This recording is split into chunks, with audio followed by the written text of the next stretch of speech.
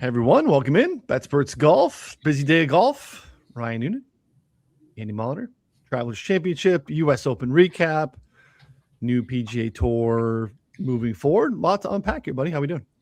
Yeah, I haven't read that whole article about the stuff, but I mean, a lot of it was kind of foreshadowed the the relegation, moving up and down between being we kind of had that already with the Corn Ferry Tour, but this is more feels like in season, more of a top crew, and then you have your secondary crew, because now there is some of these tournaments where top crew is still playing in it, even though it's like, hey, this is a secondary event where they're going to play them on the same weekends. That'll be fun. Looks like there's going to be some gaps in the maybe, which we complain about that too, though. It's like, hey, there's too many events between these two majors, and like again, Rory's skipping this week because that's how he does his schedule. So maybe spreading out some of the big events for the big, popular, important names, what have you. Maybe that's not a terrible idea. I love the part about playing like Seminole, Pine Valley, instead of. I don't like East Lake. Like, God bless him, it's a nicer course than I've ever played on. I don't go on fun golf trips like you. I just play the local munis, but like it sucks. Like for it shouldn't be. It shouldn't always just be in Atlanta in August. Well, that's the thing too. Like it's terrible time of year. It's hot as shit down there, and I just don't like East Lake as an event. It takes some starch out of what should be a big event, and it's already a bad playoff because of the timing with the NFL starting to fire up. So, no, I'm a fan of Rolap so far. He's done a lot of good things, Yeah. I just watched the presser. Yeah, the presser just ended like just before we came on here. So he spoke to some of the specifics, and I think still a lot of unknowns in there to be had, but some big takeaways. I like that we're going to continue to have some sort of playoff, but the playoff is like, we're going to acknowledge the champion of the season. That was some of the concern. It's like, if you want to do a playoff that ends in match play, we're going to have these really wild scenarios of like, who's our tour champion? So finding a way to like put a bow on the regular season, and then, hey, we're going to have an end of the season event, and everyone says they want match play, and we're going to do it this way, and we're going to go to cool courses. Some of that's going to be interesting to see, like logistically, the ability to host at Pine Valley or like, Sand Valley, or like go just random courses that we would, logistics of what goes in to play there is a little bit tricky. Like Medina's going on, we're going to have the President's Cup right here very soon. There's a high school that my son just graduated from, has a freshman sophomore campus and a junior senior campus. The freshman sophomore campus is shut down for 2 weeks after school starts back up because they need the parking lot for media and for all of it, for all that stuff. So it's funny. There's logistics that go into these things that are, if you've been on premises for an event, it's like a lot of stuff that can happen. So yeah, if we can go to cool courses. So like what's the last event you went to? Last event I went to was Greensboro. It was Wyndham. I mean, think about where you parked. It's the same at every. Think about every golf course you've ever been to. The Wyndham I had, was different. It was media, so it was. Well, I mean, even when you're media, you're parking like you're parking off site. Like there's just not parking lots set up for this many cars. So for sure, it does take a lot to set these up, and that'll be. I think that's what is going to be the slow process of moving that around.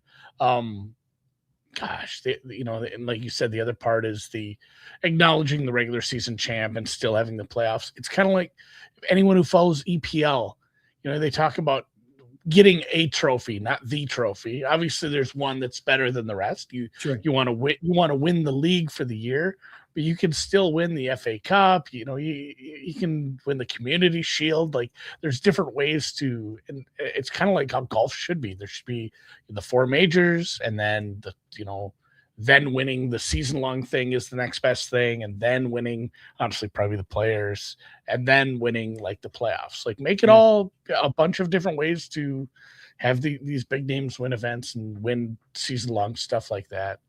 And then after that, probably the TGL Championship, I would say, is next in prestige. Like the NBA, the Live team event. Yeah, the Commissioner's Cup, and the NBA is doing this sort of stuff. Everybody's going this way. So no, I'm excited to see what I like that Roll Up came in and just said he didn't say, "Oh, let's leave it status quo and get a feel for this." He's like, "Now we're tearing it up. Like this is the way we should head." And a lot of it hasn't felt like lip service, fan service, but everything has been like, well, this is how people who enjoy watching the PGA Tour and follow the PGA Tour, this is how we want it. So yeah, I mean, it's like he reads golf Twitter, man.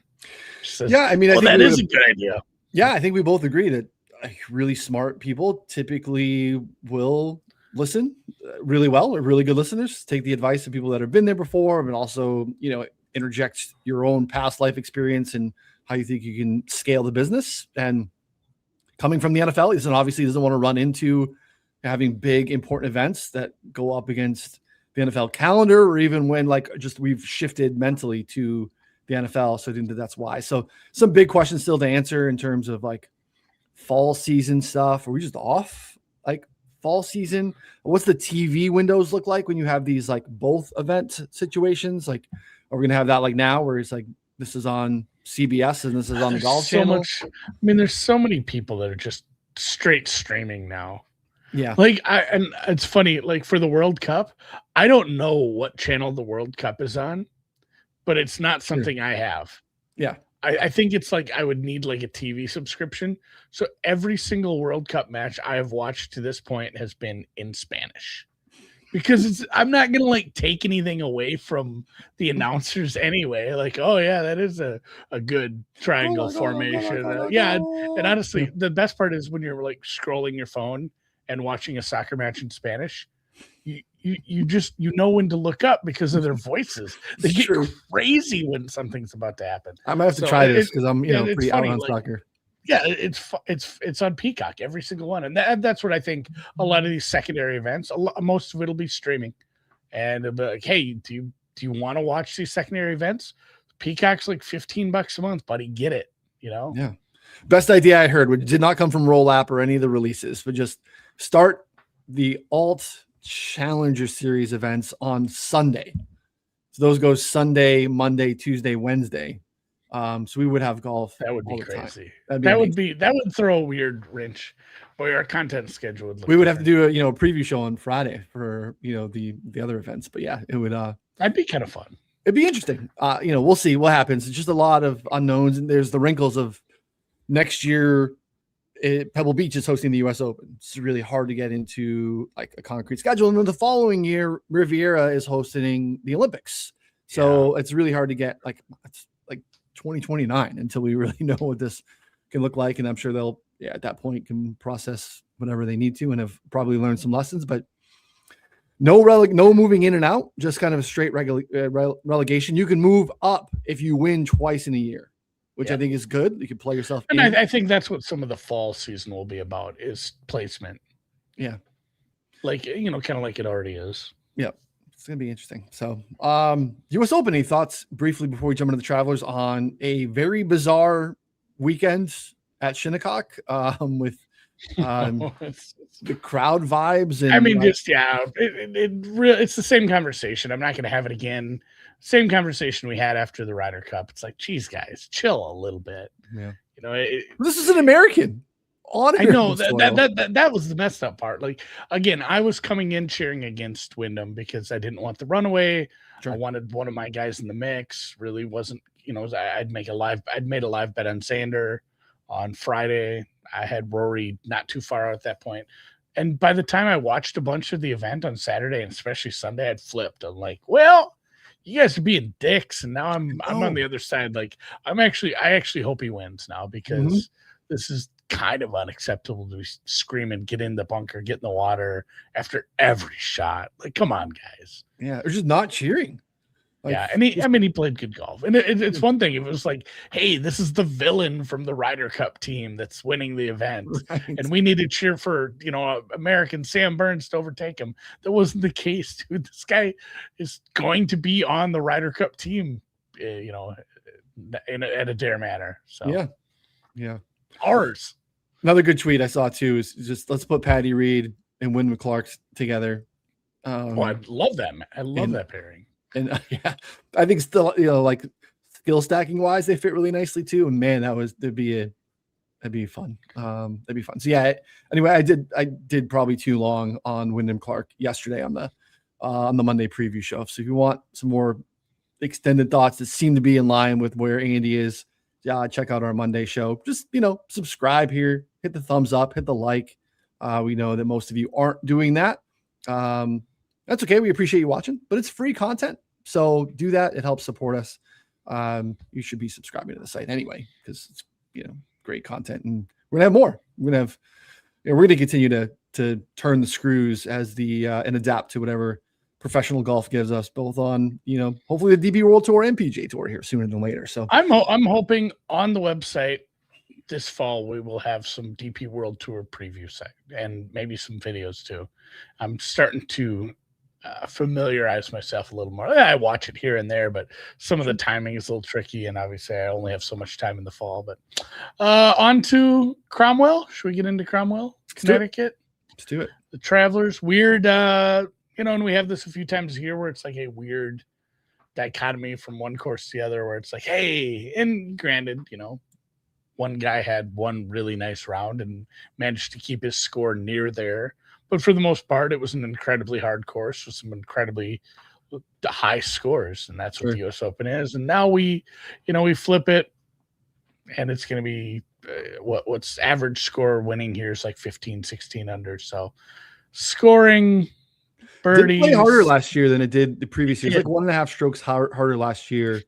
They did make some competitive enhancements heading into the 2024 season. It didn't do much, but it did kind of bounce back to normal. You look in line where it's been the last previous handful of years. And again, it is now elevated in status too, which is we talked about. That's the thing. It makes it harder to compare previous years when it's like, hey, now it's I mean, basically the top 50s here outside of Rory, and it's a lot of really big names that are going to play this every year now if it's going to stick to being a signature event. And like you said, it's a birdie fest and a short course. It's different, obviously different kind of setup for what's required of you. You can't overpower it with bombing. You have to be really good with your wedges. You have to be really accurate with your wedges to mid irons. You have to make a bunch of putts. And I think that leads to a little more variance, even though we have seen. I agree. I mean, we've seen course history be a little sticky. We've seen guys who've played well here continue to play well here. Obviously, Keegan has a couple. We've seen some top names win here. Sander 4 years ago. Sander won here. Scotty too. So, I mean, it's not like, hey, it's a high variance birdie fest. Just take a bunch of long shots down the board. I'm not going to discourage that because I'm definitely looking at some names that I think can get in the mix, but it's probably a case where those are really good bets to make if you also make a top 10 or a top 20 or you have an each way option for some of those guys, because I think there are going to be some names to get in the mix, but it's hard to beat everybody when you're playing against the best of the best out of even though it's a birdie fest, those guys are better. Call it a birdie fest necessarily. Like, it's not to the point of like we classify it as average, I believe. I know what you're saying. I don't know. What do we want to call it? I mean, relative to last week, it's certainly not Detroit. Oh, for sure. Yeah, relative to last week, it is very much a birdie fest. And I mean, you're right. It is probably middle of the pack for scoring. Yeah, because there's a decent missed fairway penalty, which I think is helpful. Like they have kind of kept the rough gnarly, which you have to be at 6,800 yards for these guys. Like, that's just not a lot. Like, it's not far off of like what we're playing from. Like, I don't know. And small, pretty small greens, which I guess is a similarity to last week. But again, you're scrambling. You're gonna, if you don't want to win, you probably don't. You're gonna need to just score. But precision, as you mentioned, gnarly rough, big penalty for not finding the fairway here. So you need that accuracy off the tee. A lot of clubbing down just because of the length and the accuracy. Like, hey, I can still have a nice wedge, or maybe like an 8 iron in here why would I risk going off into some of the shit that's going to get me in trouble here? So tiny pull greens, distance kind of neutralized. So you kind of have your archetype here, or maybe not an archetype, but a bunch of key stats you can start to lean on pretty quickly.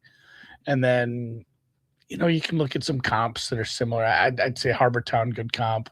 Yeah, I think it's a good comp course week. Because of what they're asking to do there. Riviera, maybe even. So. There was some other die tracks, Harbor Town, Sawgrass, because some of the die tracks, you'll see some golf, architects that there's a little bit of variety in their stuff. They have a couple of things they like to do, but like there's a lot of commonality in terms of like what Pete Dye like to do visually off the tee, right? Like off the tee, this looks like, hey, there's water here. But if you take on the risk, you set yourself up with a significantly better angle for the second shot. Like it was just a lot of like risk reward visual stuff. So you get that at Harbor Town, you get that at Sawgrass.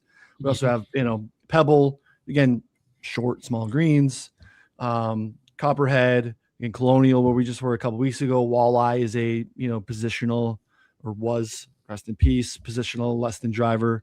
Sedgefields, Donald Ross, but still similar, where it's tough to really bomb and gouge Sedgefields.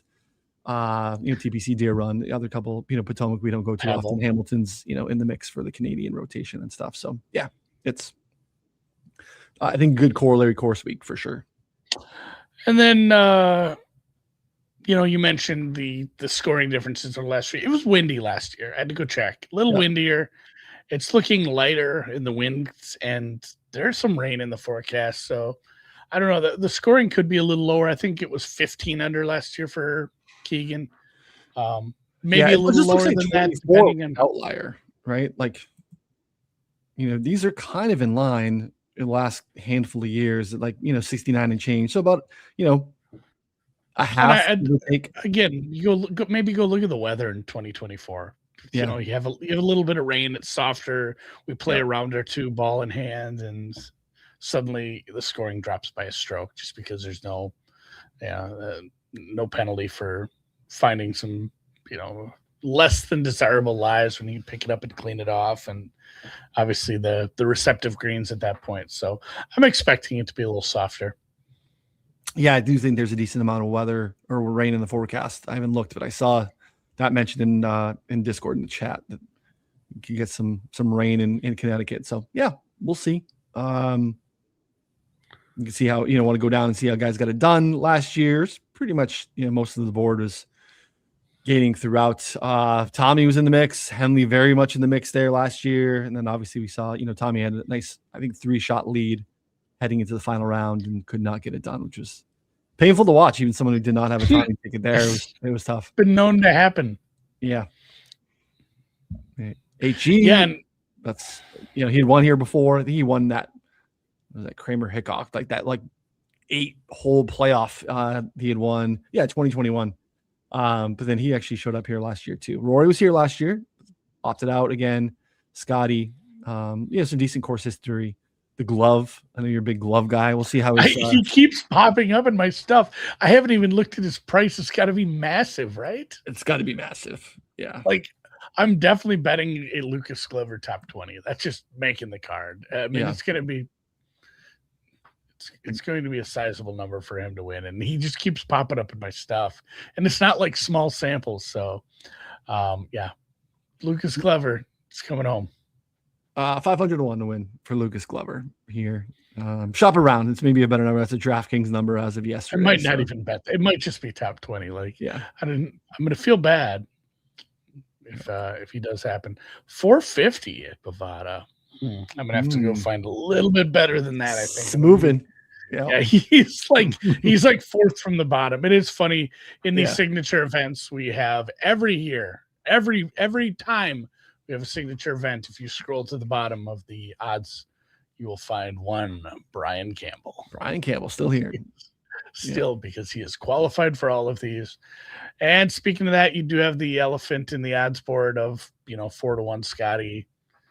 We're down on Scotty though. It's still kids can't put 4 rounds together. I mean, if this was last year when he started to make his run on the weekend, but like I got to get a live bet on him. It's over.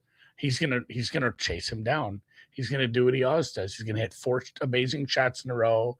He's gonna go birdie, birdie, par, birdie, and suddenly we're looking at, is this a playoff, or does Clark even stay in the playoff? And he's just a little, a little off. And it was a tough course, but I mean, at 4-1, I'm just, again, I even here, I don't think I can even think about doing something with him. And also, I think we would also consider, I would definitely consider, it's something I consider more than you typically, and maybe it's just offerings available to me, the without Scotty market. And I just didn't even really consider it as a thing this week. And again, he can obviously just go out and steam and boat race and do it again here. But like, I didn't really take on or consider the Scotty market on a Monday morning. I'm just looking for the best prices on the guys that I'd already kind of looked at. Do you remember what you said about him last week? You said, honestly, he just win by 6 or whatever. And somebody in the comments chided you. Nobody's winning the U.S. Open. And granted, he was right. Nobody did win the U.S. Open by 6. But Wyndham had a pretty sizable lead for a couple rounds. I think it was 6. That would have been, that would have been pretty funny if he would have managed to hold on to that lead. Yeah. We would have definitely brought that guy up. I mean, we did already, but top of the board's tough because, like you said, Fleetwood, maybe I could get there. He's played good. It's tough to ask him to finish the tournament. Sander, loved him last week. Like I said, I got in him live. He's won here. Again, it's not a huge number. I've considered that, and then you have a bunch of really good golfers that are in that 25 to 30, and you can't bet them all. So Ludwig Fitzpatrick, Sam Burns, Cam Young, Justin Thomas, Siwoo Kim, Colin Morikawa, Cantlay, Henley, Clark, all 20 to 30. And I don't know. It's just pick your favorite guys, I guess. Start to make some sub models and looking at who does this better. And, I did start looking at inside opportunities inside 15 feet from the fairway, opportunities inside 10 feet from the fairway from different distances. I kind of broke it down a little by that to help me pick out. But a guy I zeroed in on at a course like this where, you play darts, you can win. And Morikawa being towards the end of that pack was something for me. And I know JT's been bet down. His number's quite a bit bigger earlier in the week. I liked him less so, maybe at 25, but Morikawa at 30 or better was something that piqued my interest this week. Caught your eye. I mean, he was my only runner that I really had him on the weekends, and looked good. Like, moved around well. Just he had he didn't chip well Thursday, he didn't chip well Sunday, but I think he gained strokes putting, or was really close to getting strokes putting all 4 rounds. The approach ball striking stuff was back. When we were looking at it, was still, I don't know, 33, 30. Caesars has a 35 on Morikawa still, which is, they are almost never, like, they take pride in never having the best in market number on somebody. Where he's bet down to Chris, 26 and change. So Pinnacle at 33. So there's some offshore stuff. So I will +1 you on Colin Morikawa. I am also made that bet. And looks like I could have got a better number on Caesars, who just has not moved. He's still 33 on FanDuel, 35 on Caesars on the domestics. Those are the best prices on him currently. So I'm with you. Like, moved around well. You wouldn't know it.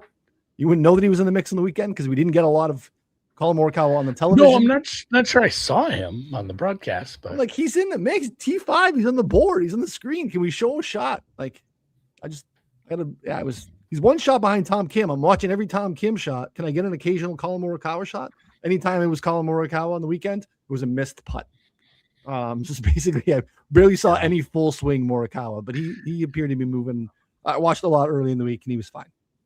So. Yeah, and I mean, his off the tee numbers haven't been great as a whole, but clubbing down and kind of relying on the irons instead, his putting overall has been good. And again, at 30 to 1, I like him quite a bit. So he is the crux of my card this week. Okay. Yeah, you see The putting's been good of late. The around the green stuff was just a couple of rounds specifically. If you dig into, what he did at the Open, the around the green losses came fourth round and first round. But again, look at this.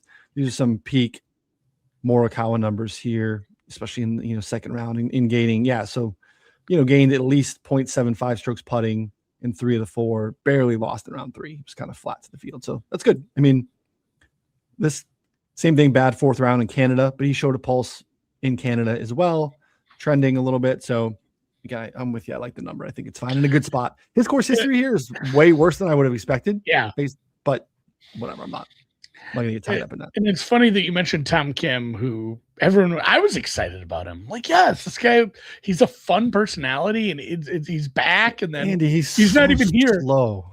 I know, but he's not even playing. I know. Oh, I had him here that year. Scotty chased him down. That was a painful one. Yeah, like slow. She's like, Cantley Tom Kim or Cantley or Harman Tom Kim or so. I just. And it is funny too. That's a name I looked at was Brian Harman. He can drain a bunch of putts here too, but I talked myself off that one. You talked yourself off of it? Yeah. Did you go to the player page by chance and look at Brian Harman's Travelers course history by chance? I did not. Let me bring it up for you here. Brian Harman is I knew it was good. Huge fan of Cromwell, Connecticut. Give me he's 5'4". He hits the ball 150 yards. Like, you just again rely on your irons, make a bunch of putts because he can putt well, and it's 7 of 8 years top 10. I know it took a lot. Just about top 10. So maybe I'm gonna write that down. Harman top 10. It should be free. It should be minus 500. No, let's not go that far. But I'm probably gonna bet him in a placement. I did avoid him full on for the win. I bet him to win. He was 92 on. Oh, you did bet him? I bet him. Yeah, I miss. I mean, he's like 50 now. That's the other thing. Like I didn't get a very good number. 92 is he's going to end up on the most tip chart simply off of an egregious 92 at Open. But I would not be betting Brian Harman to win at 55.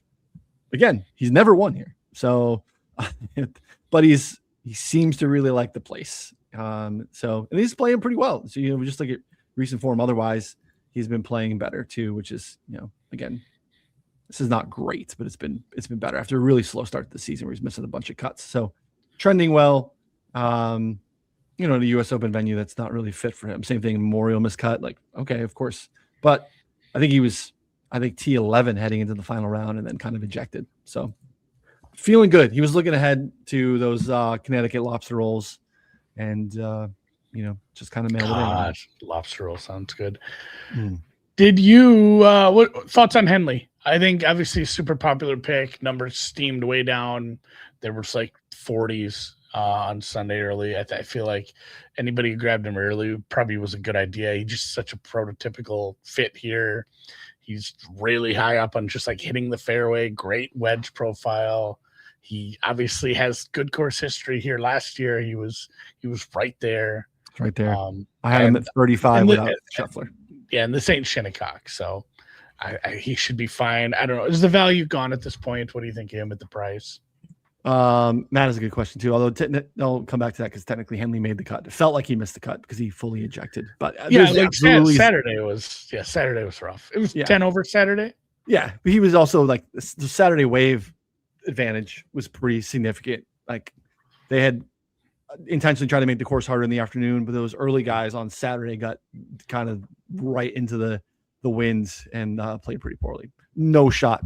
I'm passing on Russell Henley at 40 here. Auto click at 40. Yeah. So where are we now? We got steamed. Jeez, he's 20 at Chris. Yeah. So I'm saying 2025. It's hard to make the bet now. Yeah, 30 at Pinnacle, 30 you can find domestically, 34 on DraftKings. That's I think still of interest if you have not got down. That's a pretty good signal if the market on Chris has moved that much. So if you have somebody lagging, if you have a local that's still hanging like a 35 on Henley, it's probably worth a click. Probably pretty good at this point. Yeah. Guys who missed the cut though. I got one. This guy, surprisingly, he's 0 for 3 in majors. He's not made a cut in a major. Sure. Which is not great. But if you look at the events outside of majors, his last 6 starts, this gentleman has a win. T25, T14, T5, T6, T12. So 6 starts. Worst finish is T25. A win mixed in there. It is JJ Spaun. Oh, I have a guy that's kind of similar. So it is a guy I bet he did make. I forgot he made the cut. Okay, JJ Spaun. I'll let you expound on that before I get to my guy. That's it. I mean, what are we talking about? Positional golf off the tee. Yep. Good wedge play. I have him 7th in the model. He was 2nd in approach on short courses, and he was 2nd in strokes gained comp courses for me. So, I think it's kind of noisy that he's 0 for 3 and made cuts, but he was on the wrong side of it a little bit last week. Just didn't play particularly well in that Scotty group. We saw a lot of him on TV on Thursday and Friday. Just wasn't sharp, but he's been playing really good golf, and this is a great fit for him. He was in the mix here a little bit last year. I think they finished like 9th coming off of the win at Oakmont. So Spaun was the guy that got a little extra rest, didn't have to mess with Shinnecock on the weekend, and hopefully he heads to Connecticut and is refreshed. So 55-1 was the number I pulled on Spaun, and that seems to still kind of there. 50 on Chris, but domestics are a little bit shorter now, so it seems like a good price. You got a guy similar in that similar boat? I mean, he made the cut. He actually played pretty decent golf last week, but I like him based on what I did for my model. And my rabbit hole model this week was ball striking. It was ball striking, taking out driver fest. I went mixed and less than driver courses only over the last year or a couple years. And I said, or maybe I just did less than driver courses. Show me ball strikers when they're more often than not leaving it in the bag. And then I looked at fairway 125 to 175, just your approach. I looked at scrambling, especially on, smaller greens. I looked at a little bit of POA putting. I just like to throw that in there as a kind of a, penalize somebody you absolutely can't sink anything. And Akshay Bhatia was super high in almost everything. I mean, his scrambling was middle of the pack, but I mean, the ball striking, he was 18th. The fairway 125 to 150 number, and that was a decent sample size. I think that was, the last 12 months. Yep. He was second. Really good wedges, and he's a guy who can obviously win at a place where you got to score a decent bit to win. So he is 95-1 at bookmaker. Again, 65, 70. Yeah. Most of the places in the market. That was the thing that's like, man, if he's like 75, I'll probably bet him. So it's going to be a big fat number, and 95 was a little silly. So. Yeah, I want to say I saw guys. I looked at him a little bit because I'm like, do I remember him being first round leader or having like heading into the weekend with the lead? And he did play pretty well here 2 years ago. But I think the best I saw was 60-65, which is I think fine. It was I considered it, but like 90. That's. You know what really stings? I have the ESPN leaderboard up just because I was trying to look for some of the guys who missed cut to answer that question. And it shows Akshay Bhatia made $280,000 last week, which is good money. It's more than I made last week. And, you're looking at the ties and all the guys that had to split certain. And then you get down to 23rd place and you just see 2 dashes. Jackson Quinn. Jackson Quinn. And Ryder Cowan. They both finished T23. Everybody else who finished T23 had $181,000. It would have been less if they'd had to split with him, but $150K in the bank would have felt pretty good. So I think those guys will be all right eventually. I think they'll be okay. Yeah. I mean, Koivman will win 1.2 next week for winning John Deere? Miles Russell, he was in the spot where they were winning 100,000 apiece. But they're not in the tournament. A lot of amateurs. Yeah. Oh, obviously you're not gonna get into the field otherwise. Can you switch right before? Hey, guess what? I'm pro. Just kidding. Yeah. In the field. LOL. Still here. Psych. Yeah, I mean, Akshay I felt like he was going to be middle of the pack. So it's really, for me, a lot of eggs in the Colin Morikawa basket because Akshay is a bit of a long shot. And then, like I said, I did look at Harman. I'm probably going to bet some positional stuff. Lucas Glover, same thing. I'm going to bet some positional stuff. And then real long shots, again, probably top 20 bets. Although now that I'm going to say his name and I'm going to have to bet him because I did this and he won Myrtle Beach without my money on him. Brandt Snedeker is another one that just keeps popping up for me. And I God bless him winning Myrtle Beach. Like that's a whole different kind of field. But the stats that you need to win here, he wasn't that far down. Brandt Snedeker, a 2-time winner this year. He has to put himself on the team. Can you imagine? Like No. he'd be like 10th in the Ryder Cup standings if he wins this event. I mean, he's the captain. This is 700 points to win this event. So like he'd be way up the standings because he does have a smaller win this year. But him, Tom Hoge is another one I looked at. Obviously, the putter. Hoge is like 500. Yeah, way down. It's not somebody I could really get on board to win this event. Yeah. His scrambling, his short game in general is hot trash. But if it's just like league average, he's so good with his irons. Still, he's an elite ball striker. He can definitely make it into the. And again, he's like 500 to 1. Right. His top 20 numbers are going to be pretty enticing, and a little higher up the board. And I am almost talked into betting Bridgman. Because we had the spring of Bridgman, and then the Bridgman fall off. Is this the Bridgman revival? Okay, is that where we're at? And he was another one that I could get behind. He modeled pretty decent with his irons, and he has a really strong short game. So another guy that if the ball striking, if the off the tee stuff shows up, he's definitely in the mix. And he was T11 up in Canada. He made the cut last week. He putted really well, which obviously is expected of him. But it's not. Would he win the Genesis? Yeah. Jesus Christ! Legit event. You have to bet him. All right, Bridgman's on the card. Honestly, he's who gets to 80 or 90? What's the number? He's 80 at Bovada. I'm shopping now. He is 83 at Bookmaker. He is 85 at Bet Online. You are the winner, Dave Mason. So 85 to 1. 97 at Pinnacle if you are happen to have access. So this is the race to 2 wins. Snedeker, Bridgman, Scheffler. Who gets there first? We will find out this week.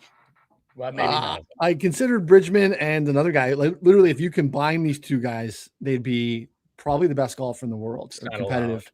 I don't think it's allowed. It's frowned upon in a lot of countries. But another guy who's been playing really good golf. Hoge and Bridgman, if I could match them together. Ryan Gerard and Bridgman. I definitely looked at him. Yeah. Gerard, same thing. Like, he's just ball striking is great. The around the green play is just awful sometimes, and the putting is rough. He actually had a weird week, I think, in Shinnecock, where he lost strokes on approach, gained on and around the green. But like distance, approach is great. Just as he gets closer to the hole, he gets worse. I passed on those guys because I kind of stayed a little bit higher in the odds board. But Bridgman and Gerard, I think, are both pretty interesting because they're playing good golf. And then like legit win for Bridgman is, I think, it should keep our attention for a little bit longer than it has. Almost won Memorial, almost won in Hawaii. Missed the cut last week. tough place. But yeah, he's another one that I definitely looked at. He modeled 13th for me in my course fit thing. The short game is more predicated around the green, really struggling at times. Putted really well, obviously, at the Memorial. And yeah, he's a guy that I think fits here. So maybe a DFS play. Maybe somebody who fits nicely in DFS or fantasy. I skipped one of my top of the board looks. I bet Justin Thomas, and just been playing really good golf. Well, again, what number did you get? Because this, I mentioned him as, hey, you got to love him coming in with his form, but he's been beat down more than anybody this week, almost more than Henley. I bet 33. So where are we at? Yeah, it's 29 on. Chris is like 30 and change. 29 on DraftKings. I got a McDonald's cup. I went and got a World Cup souvenir. Yeah, I mean, look, he's been playing really well. We've got our string of 6 straight T23 or better finishes. And then when we go to the Travelers, we see here 3 straight T10s for JT here, T9, T5, T9, pretty much gaining throughout the bag and all of them. So he's just trending well, plays well. Again, talking about clubbing down off the tee. I would say if you look, like, he is driving accuracy spiking with this new tight. Like, this should be a Titleist commercial for the new driver right here. This is finding way more fairways than he typically has. And that's kind of been the bugaboo for him. But he kind of get, tossing darts with the wedges, keep him play off the tee. He's going to club down more. I like 30 or I guess 29 or so now that you can get on DraftKings on JT. So JT, Morikawa, Henley, Spaun down in the next section at 55, and then Harman is the bomb-ish at 92. So that's my 5-man TPC River Highlands card. So it'll be Morikawa, Akshay, Bridgman, and then some longer shot positional stuff on Harman, Hoge, Snedeker, Glover. Yeah, you gotta get Glover on the card. Gotta get Lucas Glover. That's swamp. You can't text me Monday morning first thing Lucas Glover week and not have some Lucas Glover bet somewhere. He was T9 last year here. I know, that's what I'm saying. He's a really good fit here. He's one of the last spots that he could really win. My concern, that I joked with you, is I'm not sure it's going to be hot enough for him. It's not sweaty. It needs to be. Maybe it won't be heat, but it'll be humidity that gets his sweat glands moving. And just maybe he'll wear gray shirts where you can really, really see it. A couple guys, the pressure from the mules who are mad at him because he, sold them out. Mules, yeah. All right. If anybody has any other guys you want us to discuss, hit us up in the comments here in the next couple minutes. I have a couple I want to go over real quick before we call her a day. We have not mentioned Keegan, your defending champion. He's not having a good year. He doesn't have a top 10 yet. He has been better of late, but overall, I think in general for him, especially when you compare it to how he was playing last year, it's been a down year.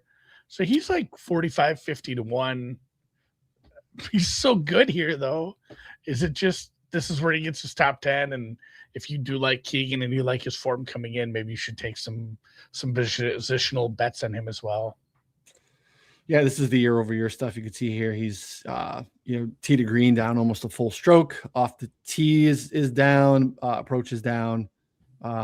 He's flat to the field putting, so I guess that's spiked, but everything else is down year-over-year for sure. So it's not been great. Though again, like you said, a little bit better as of late, but it was a really rocky start to the year. So I don't know. I feel like it's still a little bit inflated because he's won twice and I don't know, a little tricky. So, I mean, it's not like it's immaculate course history when he won, T39, missed a couple of cuts here, mixed in with, his first sniff of almost winning. So it's not Brian Harman course history, to be honest. I mean, yeah, he's sealed the deal, but, hasn't got over the line consistently. So again, form more than anything this week, because to your point at the top of the show, Xander Schauffele won here. Scotty Scheffler won here. Elite golfers in good form. So I think you want more than anything carrying form. And I'm okay. Ryder Cup, players, Ryder Cup captains. It's true. It's true. It's been a while. Honestly, Harris English has been on some Ryder Cups, so yeah, 5 years of it. Future captain for sure. Honestly, he'd make a good captain. I like him. He's tall. Leaders should be tall. JT Poston. Yeah, he's playing awesome and has nice course history here. It was. Did you might have had the same thing that I had? I think he had a runner up like 4 or 5 years ago. He did have one really good event here. He'd have obviously over the years he's had some good stops here, and you saw him on the. It's one of those where you saw him on the broadcast last week, so it's like, hey, is this guy playing himself into form a little? A lot of it, if you get rid of Travelers there and look at what he did at, a lot of it came putter in the short game and putting, which is it's tougher to carry that forward. But if he did it on those greens, Jesus Christ, you should be able to do it here. Yeah. You probably had to say, I did too. This isn't fair. We've talked about this over the years on the show. It's like, is JT Poston winning twice in 3 starts? Is he winning the Memorial? Is he winning 2 Memorial signature events? I know it's hard to say. Like he's just gonna. If you want to make the case for putting regression, there's some big damn red numbers on there too. Yeah, and one of them was at the RBC Heritage, which is not the same kind of greens, but pretty easy putting. Pretty Those are small and flat. It's small, flat, and he didn't play very well there. So I'm hemming and hawing on him. I think he's definitely someone you throw into some GPPs, and his price is fair enough.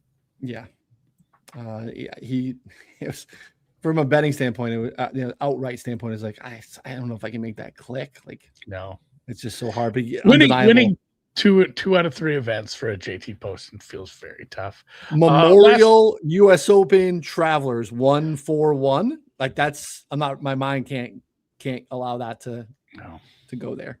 The price is not awful though. Siwoo Kim, thoughts? Sure. He's been awesome this year. It just keeps playing real good, not quite good enough. Correct. Positional golf. It's going to keep it in play off the tee. The putter can be a disaster, but that was a lot of it here. But look at the trending play. I mean, even after like it was really good earlier in the year, and we've kind of we slowed down a little bit, but he's ticked back up, right? Like again, Harbortown, Cadillac, CJ Cup, T10 and Memorial. Again, I like form, and this is a great example of this. I'm okay if it confirms my priors on your form. I'll throw out this miscut at the U.S. Open at a place like Shinnecock if your leading form otherwise was fairly good. Yeah. So that's like the Ryan Gerard case to be had too, because I think Gerard's right there with like a couple of top 10s and then a bad U.S. Open. So I guess that would be I would probably just go to Gerard instead of Siwoo because the price difference is so drastic. But that's my issue with him. It's just the price. Yeah. It's like, are we making a guy who just can't get over the hump, but played pretty decent golf, missed the cut last week? Are we making him like 20, 25 to 1? That's tough for me. This is one at Sawgrass. Was really good at Harbortown. He seems to like some Pete Dye tracks, right? Walleye. He likes these positional comp course tracks. So, but the prices just up the stretch. Little prohibitive. So yeah, not for me. Any final thoughts? It is. Looking focused to me, dude. Really, I'm sorry. Get a sub, and they look nice and pretty on your mobile or your desktop. And BSG 26 for 25%. Yeah, I don't know. I can see them just fine. Yeah, you do. Sorry, Scott. Subscribe. Betspertsgolf.com /price plans. Price.plans. Price-plans. There's no S. Internal. It is singular. Price./plan. Just go to betspertsgolf.com, people. Come on, Scott. Get a sub. But yeah, these are all, I think, all good guys that I actually was swimming around too that didn't necessarily make the clicks on, but I could see finishing position bets. Stylistically, they're checking the boxes at the top of keeping the ball in play off the tee and then be able to throw some darts and wedges, take advantage of what could be some softer conditions. So anyone else on your list? No, I just thought we'd mention the Novig sub deal is still, if you do want to check out these charts in full high def on your own computer and you don't have a Novig account, you can go sign up on betspertsgolf.com. There's an article that walks you through it, holds your hand, sign up using promo code BSG, deposit at least $5, and you will get a full year. A full year, if you pay it out of pocket, is $249.99 American. We're going to give it to you just for signing up for Novig, as they will kick us a little on the back end. That's how these kind of deals work. They want people to try out their stuff. We want to get you a better deal on our subscription, so definitely check that out. And yeah, I haven't even priced golf there yet, because once in a while they do have, a lot better prices if you start to look at the Novigs, the Polymarkets, the Kalshis. So let's see if I got anything there before we go. Morikawa's 26 and change. Keegan 39. Nah, I'm all right with that. What was my next one? My next one was Gerard's 54. Bridgman 54. Sure. I can do a little shorter. It's the smart money's coming on all the ones I like. So I'm gonna have to look at some of the longer shots there. But yeah, definitely check them out. They have golf every week as well for outright betting. And know the rules though. Some of the prediction market bets do not treat a withdrawal the same way as a sports book. So if you are worried about someone being injured, it may not be worth a few extra points of odds to bet them at a prediction market rather than a sports book. Almost any sports book in the world is certainly going to refund your money if you make a bet the week of an event and they withdraw before the event. And I know for the most part, prediction markets are just, did they win or did they not? It's a yes or no question. That's how a prediction market works. That's how the law works surrounding these. So know the rules on that. And they don't have dead heat. So yeah, we verified that with them. So I'm not sure. We thought it was the case, but yes. Joshua points out they don't apply dead heat either. So some things to your advantage, some things to your disadvantage. Always know the rules. Yeah, it does make first round leader a little more fun, especially in a week where there's been some big chops and people had nice big numbers that get chopped up. So that's interesting. I hadn't really thought about that for FRL. So, all right, guys, got to run. We'll catch you next week for is it the JDC already? JDC. I'll be gone. 4th of July weekend. I always say this. I don't know, a call out, shout out to the people that hand out credentials there. When I apply for the 3M, they write me back, hey, yep, here's your credentials. When I apply for a major, they're like, no, yep, you are denied. You can't come to the US Open. You're not important enough. The John Deere Classic just never writes back. I've applied like twice over the years. Like I've just never got a response. It just stays pending. And then I'm like, all right, guess he didn't want me to come to the Quad City. So I'm going to go online right now and I'm going to apply for a credential. And if I get one, I will go down there and eat some free food in the media tent. And maybe they'll let me swing the giant bucket loader with or what do you call it? It's a backhoe with a golf club on it. Maybe they'll let me swing that. I highly doubt it. So I hope so. We'll, I'll see you next week. We'll figure out what we're doing for shows with Ryan off. I've been the beach, people. I'm sorry.